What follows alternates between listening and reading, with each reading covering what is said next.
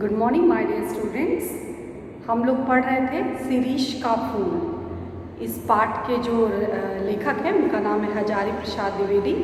यह हजारी प्रसाद द्विवेदी जी द्वारा रचित ललित निबंध है। इसका हम लोग अध्ययन कर रहे थे। तो आज हम लोग को जो गद्य खंड पढ़ना है वह है एक एक बार, बुक में दिया हुआ है, एक एक बार मुझे मालूम होता है से लेकर के मरने दो तक।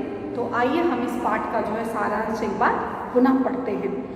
तो इसमें शिरीष के फूल में लेखक ने शिरीष के फूल की विशेषता के साथ साथ जो मानव जीवन या कवि के जीवन में कौन कौन सी विशेष बातें होती हैं उससे साम्यता जो है वो बताने का प्रयास किया है।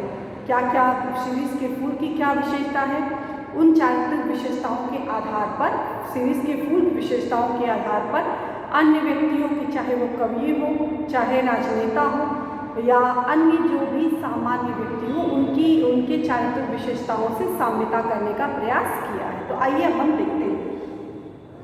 एक एक बार मुझे मालूम होता है कि वह शिरीष एक अद्भुत अवधूत है।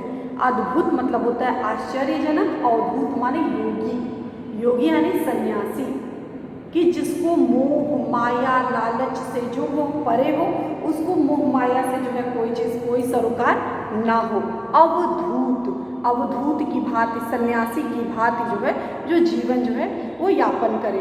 तो क्या लेखक बताते हैं, द्विवेदी जी कहते हैं, मुझे तो ऐसा लगता है कि जो शिरीष का जो वृक्ष है वह एक योगी की भांति है। कैसा? एक सन्यासी की भांति है। क्यों वह योगी सन्यासी की भांति है? क्योंकि दुख हो या सुख वह हार नहीं मानता। कि और योग, जिस प्रकार योगी जो होते हैं, जो सन्यासी होते हैं, चाहे सुख हो, सुख में बहुत ज़्यादा हद से ज़्यादा उत्साहित और दुख में बहुत ज़्यादा विचलित जो है वो नहीं होते। क्या होता है, एक उनकी जो बुद्धि होती है वो स्थिर होती है, हर परिस्थिति में वो एक समान जो है वो बने होते हैं, इसीलिए उनको अवधूत कहा जाता है, योगी कहा जाता है। तो शिरीष का जो वृक्ष है वो भी योगी की भांति है, अवधूत की ही भांति है। एक चीज़ ध्यान दीजिएगा, आप योगी जी से मत जोड़ लीजिएगा। ये योगी मतलब कि एक सन्यासी नाम की बात है, कि जिस प्रकार एक साधु सन्यासी होते हैं, साधु सन्यासी की विशेषता होती है कि वह मोह माया से ऊपर उठ करके होते हैं, तो उसी तरह से शिरीष का भी वृक्ष है, सुख दुख से परे, और सुख दुख की अवस्था में किसी तरह का कोई जो है परेशानी नहीं होती। हर परिस्थिति में एक समान जो है, तो उनके व्यवहार में एक साम्यता जो है वो बनी रहती है। न उद्धव का लेना है न माधव का देना है, किसी से ना तो कोई चीज़ लेना है ना देना है। मतलब ये नहीं कि स्वार्थी है। शिरीष का जो वृक्ष है वो जो अनावश्यक जो लोगों से लोग अपेक्षा करते हैं, वह अनावश्यक जो अपेक्षाएं हैं वो शिरीष के फूल के द्वारा, शिरीष के वृक्ष के द्वारा जो है वो नहीं की जाती। जब धरती और आसमान चलते रहते हैं तब भी यह हजरत न जाने कहाँ से अपना रस खींचते रहते हैं। कहते लेसन के आरंभ में ही बताया गया कि जब धरती पूरी तरह से ज्वलंत, पूरी तरह से एकदम अग्निकुंड के समान बनी हुई है, धुआं जैसा निकल रहा है, उस समय भी जो शिरीष का वृक्ष वो फूलों से लहकता लदा हुआ होता है। तो इसी परिप्रेक्ष्य में कहते हैं कि पता नहीं जो शिरीष का वृक्ष है उसको इतनी ऊर्जा, इतनी एनर्जी मिलती कहाँ से है। जब पूरा वातावरण जो है आज धरती हो, आसमान हो, गर्मी के मारे त्राही कर रहा हो, तो पूरी तरह से जलता रहता है, उस समय में भी यह ऐश्वर्य जो एक अलौकिक शक्ति, उसको एक प्राण धारा, एक अलौकिक शक्ति उसको पता नहीं कहाँ से मिलती है, और वह अपना रस, अपना जीवन तत्व जो है वो पता नहीं कहाँ से खींच लेता है, कि जिसकी वजह से वह सदाबहार बना रहता है। जैसे एक योगी होते हैं कि हर व्यक्ति क्या है विचलित हो जाता है, सुख में भी विचलित होता है, दुख में भी विचलित होता है, लेकिन यह जो है योगी जो होता है हर परिस्थिति में एक समान बना रहता है। ना तो कोई बहुत ज़्यादा कोई ऐसी खुशी वाली परिस्थिति में बहुत ज़्यादा हर्षोल्लास से खुशी के कारण पागल नहीं होता, और दुख वाली परिस्थिति में वह कभी जो है बहुत ज़्यादा विचलित, व्यथित नहीं होता। तो उसी की भांति शिरीष का वृक्ष, जब आसमान धरती जल रहे होते उस समय में भी वह पूरी तरह से अपना रस, अपना जीवंतता जो है वो बनाए रखता है। मौज के आठों याम मस्त रहता है। प्रत्येक परिस्थिति में जो शिरीष का वृक्ष है हर परिस्थिति में मस्त, आठों याम मतलब आठों प्रहर, जो हम लोग सुबह दोपहर शाम गिनते हैं, तो उसी को बीच बीच से कई भागों में बता करके कि ब्राह्म बेला, फिर उसके बाद का जो सुबह का मॉर्निंग का समय, तो उसको आठों याम मतलब आठों प्रहर जो होता है व्यक्ति होता है वो प्रसन्न रहता है। व्यक्ति माने जो शिरीष का जो वृक्ष है वो योगी की भांति प्रसन्न रहता है। एक वनस्पति शास्त्री मतलब कि जिन्होंने वनस्पति विज्ञान का अध्ययन किया हो और जिन्होंने वनस्पति विज्ञान में विशेष जो है दक्षता जो है वो हासिल की हो, तो एक वनस्पति शास्त्री थे, तो उन्होंने बताया कि यह उस श्रेणी का पेड़, श्रेणी माने कोटि का, जो क्लासिफिकेशन किया जाता है वृक्षों का, जो अलग अलग श्रेणी में इसको डिवाइड किया जाता है कैटेगरी में, तो उसमें इस श्रेणी का वृक्ष है जो वायुमंडल से अपना रस स्वतः खींचता है। कहते हैं कि एक वनस्पति शास्त्री ने शिरीष के फूल के विषय में बताया कि यह तो इस कोटि का, इस भांति का पेड़ है कि वह परिस्थिति से, वो वातावरण से अपना जो रस है वो खींच लेता है। तो लेखक भी उस जो वनस्पति शास्त्री है उससे समर्थन करते हुए कहते हैं कि हाँ, खींचता ही होगा। मैं भी इस बात का समर्थन करता हूँ कि उसको एक अलौकिक प्रतिभा होगी, तभी वो वातावरण से रस खींच पाता होगा। योगी भी, उसके अंदर भी एक अलग से अलौकिक शक्ति होगी, तभी वह दुख सुख में व्यथित विचलित नहीं हो पाता है। और यह अब जब हर तरफ धरती आकाश जल रहा है, उस समय भी ये लहक रहा है प्रसन्नचित्त, तो इसका मतलब कहीं ना कहीं से उसको जो है वो प्रेरणा मिल रही होगी। नहीं तो अगर ऐसा नहीं होता, यह वातावरण से अपना रस नहीं खींचता, तो ऐसे परिस्थिति में भयंकर लू के समय इतने कोमल तंतुजाल और ऐसे सुकुमार केसर को कैसे उगा सकता है।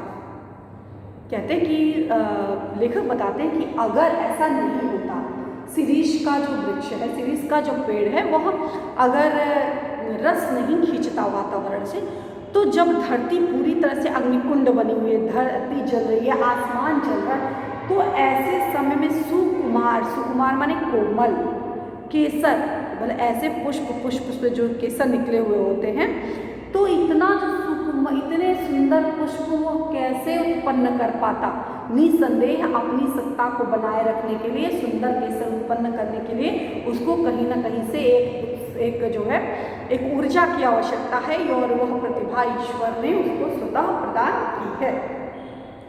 अवधूत के और उसकी साम्यता शिरीष के वृक्ष के साथ बताते हैं कि जो शिरीष है योगी की भांति है, और वह वातावरण, उसके अंदर एक अद्भुत क्षमता है कि वह वातावरण से रस खींचता है, और यही कारण है कि वह अपने इस अग्निकुंड में जलते हुए भी एक सरस, एक कोमल पुष्प की सृष्टि जो है वह करता है। कौन? शिरीष का फूल। तो उसी संदर्भ में कहते हैं कि अवधूतों के मुंह से ही संसार की सबसे सरस रचनाएं निकलती हैं। तो इसी प्रकार जिस प्रकार शिरीष का वृक्ष हर बाधाओं को झेलते हुए एक सुंदर पुष्प की सृष्टि करता है, उसी प्रकार जो योगी होते हैं, सन्यासी होते हैं, वह भी अपने जीवन की समस्याओं को ध्यान में ना रखते हुए, और जो सन्यासी होते हैं उन्हीं के द्वारा ही सरस माने रसयुक्त, उन्हीं के द्वारा ही रसयुक्त रचनाएं जो है निकलती हैं। यानी जितने भी महानतम रचनाकार हुए हैं, अगर वो महानतम रचनाकार मोह माया में फंस गए होते, दुख को देख करके व्यथित विचलित हो गए होते, तो शायद इतनी सरस रचनाएं नहीं कर पाते। तो वह सुख दुख में व्यथित विचलित नहीं हुए, यही कारण है कि उन्होंने एक अच्छी सृष्टि की रचना, एक अच्छी जो भी साहित्यिक रचनाएं उनके द्वारा रची गई, उसका योगदान उन्होंने दिया। उदाहरण स्वरूप देखिए, कबीर बहुत कुछ इस शिरीष के ही समान थे। जैसे शिरीष का वृक्ष की समानता है, उसी तरह जो कबीर के व्यक्तित्व की भी समानता, उनके अंदर जो चारित्रिक गुण थे वह भी शिरीष के फूल के ही समान थे। क्या? मस्ती। कबीर के व्यक्तित्व की विशेषता क्या थी कि कबीर जो थे मस्त मौला थे, बेपरवाह, उन्हें किसी कौन उनके विषय में क्या करता है, क्या कहता है, और वह इस चीज़ से परे, इस चीज़ को बिना सोचे समझे कि मेरे बारे में कौन क्या कहता है, बेपरवाह, बे माने परवाह मतलब परवाह करना, केयर करना, और बिना परवाह की मेरे बारे में कौन क्या कहता है उनको किसी बात की कोई परवाह नहीं। सरस, सरस माने रसयुक्त, और मादक मतलब नशीला, मतलब उनकी रचनाओं को पढ़ के अच्छे अच्छे लोग जो है वह जो है उनकी रचना में क्या होते हैं, खो जाते हैं। जैसे मादक पदार्थ का सेवन करने से लोग सब कुछ भूल जाते हैं, उसी तरह उनकी रचनाओं को पढ़ने के बाद अच्छे अच्छे लोग सब कुछ भूल करके उनकी रचना में डूब जाते हैं। तो जो कबीर है उनका भी व्यक्तित्व शीरीष के वृक्ष की भांति ही उनका भी व्यक्तित्व सरस है, मादक है और मस्त मौला है, बेपरवाह है। कालिदास भी अनासक्त योगी रहे होंगे। इसी कोटि में अगर गणना किया जाए तो जो कालिदास हैं, संस्कृत साहित्य के जो प्रकांड विद्वान कहे जाते हैं कालिदास, वह भी अनासक्त योगी हैं। अनासक्त, जिनमें आसक्ति ना हो, मोह माया इन सब चीज़ों में किसी तरह की आसक्ति मतलब लगाव, अनासक्ति मतलब लगाव, इन मोह माया के चक्करों में फंस करके उलझ करके नहीं रह जाते, वह भी एक अनासक्ति योगी की तरह ही रहे होंगे। शिरीष के फूल फक्कड़ मस्ती से ही उपज सकते हैं। कहते हैं कि जो व्यक्ति इन भवसागर में, इन पारिवारिक चक्रों में, मोह माया में, इन लोभ में पड़ जाएगा तो वह सरस रचनाएं नहीं कर सकता, वो जोड़ने घटाने में ही उसका पूरा जीवन बीत जाएगा। तो जिस प्रकार शिरीष का जो फूल है वो वृक्ष जो बिना विचलित हुए एक सरस, एक सुकोमल पुष्प की सृष्टि करता है, उसी प्रकार यह जो चाहे वो कबीर हुए, चाहे वह तुलसीदास हुए, चाहे वह कालिदास हुए, ऐसे महान व्यक्तित्व के जो कवि हैं उन्होंने भी इस बात को बताया है कि जो सरस रचनाएं उनके द्वारा रची गई हैं वो कारण यही है कि उनका जो व्यक्तित्व है वो फक्कड़ाना, जो फक्कड़ व्यक्तित्व है, मस्त मौला व्यक्तित्व है, वो किसी चीज़ों में, उन सब चीज़ों में वह उलझ करके नहीं रह जाते, विपरीत परिस्थितियों में कभी व्यथित नहीं होते। मेघदूत का काव्य उसी प्रकार के अनासक्त, अनाविल, उन्मुक्त हृदय में उमड़ सकता है। जिस प्रकार शिरीष का फूल, उस विपरीत परिस्थिति में भी शिरीष के फूल की सृष्टि होती है, उसी प्रकार जो कालिदास द्वारा रचित रचना है मेघदूत, वह भी उसी प्रकार क्या है, अनासक्त। अनासक्त मतलब आसक्त से रहित, और अनाविल मतलब पूरी तरह से स्वच्छ, पवित्र, उन्मुक्त हृदय, किन्हीं वो खुले दिल से उमड़ सकता है। तो इसी प्रकार कालिदास द्वारा रचित यह जो मेघदूत है उसकी भी रचना एक खुले दिल वाला व्यक्ति ही कर सकता है, एक मस्त व्यक्तित्व का धनी व्यक्ति ही कर सकता है, एक अनासक्त योगी ही इस प्रकार की मेघदूत जैसी रचना को जो है वो रच सकता है। संस्कृत साहित्य में इसका बहुत ही महत्वपूर्ण, बहुत ही महत्व है, इसका बहुत ही योगदान है। तो कालिदास द्वारा रचित यह जो रचना है तो बताते हैं कि वह यह रचना वही कर सकता है जो वह योगी की भांति हो, सन्यासी की भांति हो, फक्कड़ हो, वह किसी चीज़ में जो है इस मोह जाल में उलझ करके ना रहता हो, वही इस प्रकार की जो है रचनाएं जो है वो रच सकता है। जो अनासक्त नहीं रह सका, जो फक्कड़ नहीं बन सका, जो किए कराए का लेखा जोखा मिलाने में उलझ गया, वह भी क्या कवि है। लेखक हमारे सामने एक प्रश्न उत्पन्न करते, एक प्रश्न उपस्थित करते हुए कहते, क्या आप उनको भी कवि की संज्ञा देंगे जो दिन भर जोड़ घटाने में लगे हैं, मोह माया में उलझे पड़े हैं, जो अपना लाभ केवल सोच रहे हैं। केवल तुक भिड़ाना क्या कविता होती है? क्या लय बना देना कविता होती है? जिस कविता को सुनकर कोई भाव विभोर ना हो, जिस कविता को सुनकर कोई उस कविता में डूब ना जाए, वो किस बात की कविता, उसको कविता की संज्ञा नहीं दी जा सकती। और ऐसे रचनाकार को कवि की भी संज्ञा नहीं दी जाती। हम तो नहीं देते, हम तो माने हजारी प्रसाद द्विवेदी कहते हैं हम तो नहीं देते, क्या आप देते हैं? क्या ऐसे व्यक्तित्व के धनी लोगों को जो रचनाएं लिखते हैं, क्या आप उनको भी कवि कह सकते हैं? मैं तो नहीं कहता, आपकी जो मर्जी। अपनी इसी प्रसंग को आगे बढ़ाते हुए कहते हैं कि एक स्टोरी है कि कड़ाट राज की प्रिया विजिका देवी ने गर्वपूर्वक, गर्व मतलब स्वाभिमान के साथ, बड़े ही गर्व के साथ, अभिमान के साथ कहती हैं कि एक कवि ब्रह्मा, यानी पूरी सृष्टि वेदों की जो रचना के श्रेय, पूरी जो एक कवि महान व्यक्तित्व थे, ईश्वर जो थे ब्रह्मा, दूसरे वाल्मीकि जिन्होंने रामायण की रचना की। तीसरे व्यास जी। कहते हैं कि कड़ार देव की जो राजकुमारी थी, उनका विजिका देवी, उनका कथन था कि 3 ही कवि हैं, एक ब्रह्मा, एक वाल्मीकि और एक व्यास जी। एक ने वेद को दिया, दूसरे ने रामायण को और तीसरे ने महाभारत को। कहते हैं कि अरे ब्रह्मा के मुख से वेद निकले, वाल्मीकि के द्वारा रामायण, संस्कृत जो रामायण है, रामायण की रचना हुई और महर्षि वेदव्यास जी द्वारा महाभारत की रचना हुई। इसके अतिरिक्त राजकुमारी का कथन है कि इसके अतिरिक्त कोई यदि कवि होने का दावा करे तो मैं कड़ाट राज की प्यारी रानी उसके सिर पर अपना बायां चरण रखती हूँ। अर्थात वह जो रानी है वह कहती है कि इस दुनिया में केवल 3 ही कवि हैं। इन 3 कवि के अतिरिक्त कोई भी अपने आप को कवि की कोटि में नहीं रख सकता है। अगर इतना कोई दुस्साहस करता है तो मैं रानी होने के नाते उसके सिर पर, धड़ पर मैं अपना माया पैर रखती हूँ।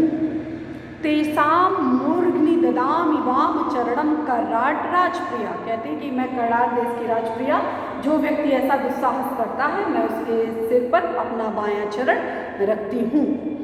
मैं जानता हूँ, लेखक कहते हैं मैं जानता हूँ कि इस उपालंब, उपालंब मतलब जैसे उलाहना देना, उलाहना ताना मारना जैसा, कि ऐसे उलाहना से दुनिया का कोई कवि हारा नहीं है।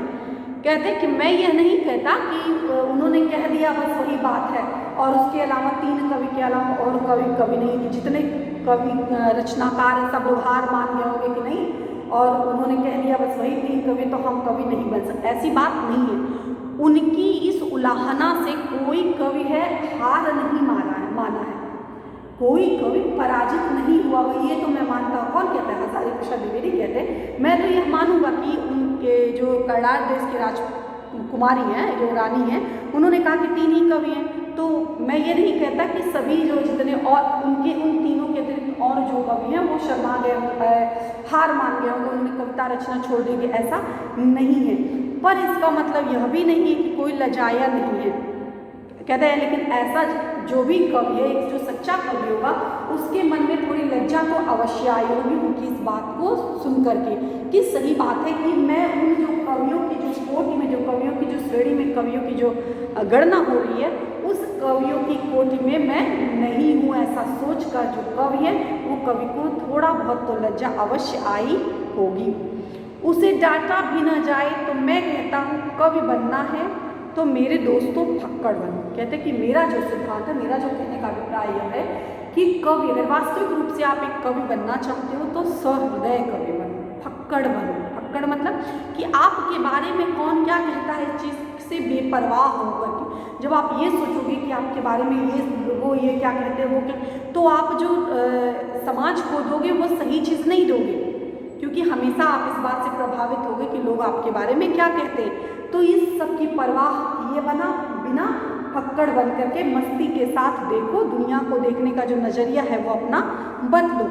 लेकिन अनुभव ने मुझे बताया, कहते हैं लेकिन हाँ एक बात और है, अनुभव, मैंने जीवन में इस चीज़ को अनुभव किया है कि कोई किसी की सुनता नहीं है। कितना भी किसी को समझाओ, कितना भी किसी को बताओ, किसी को समझ में नहीं आता है, सुनाई नहीं देता। जब समय कोड़ा बरसाता है तभी समझ में आता है, अन्यथा किसी को समझ में नहीं आता। तो फाइनली जो साहित्यकार होते हैं, रचनाकार होते हैं, या और जो भी अनुभवी व्यक्तित्व के धनी लोग होते हैं, 2 एक बार प्रयास करते हैं समझाने का, लेकिन जब लोग नहीं समझते हैं या नहीं समझने को तैयार होते हैं तो लोग ऐसी परिस्थिति में क्या कहते हैं, मरने दो, जाने दो, इसको छोड़ दो। तो इस प्रकार जो लेखक ने अपने मत को अभिव्यक्त किया, शिरीष के फूल के माध्यम से अन्य कवियों की, अन्य रचनाकारों की जो विशेषता है उसको बताने का प्रयास किया। तो आप इस पर आधारित गद्य खंड को आधारित, क्योंकि यहाँ आपके सिलेबस से अभी इस सेक्शन के लिए हटा दिया गया है, लेकिन फिर भी आप इसको पढ़ लीजिएगा। इस पर आधारित जो भी महत्वपूर्ण प्रश्न बनते हैं इसको आप तैयार कर लीजिएगा। नेक्स्ट डे हम लोग इसके आगे का जो है वो हम लोग निबंध पढ़ेंगे। धन्यवाद।